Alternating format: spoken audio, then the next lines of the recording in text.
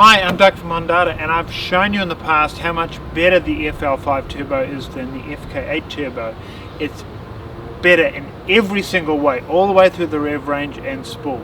So why don't we try fitting one to this 10-speed Accord and see how it goes.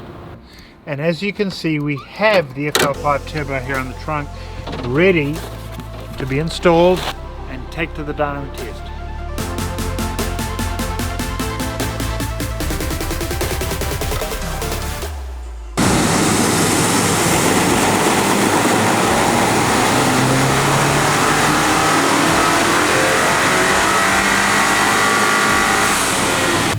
Well, the FL5 tuning is done. We've picked up almost 50 pound-feet of torque and 77 horsepower.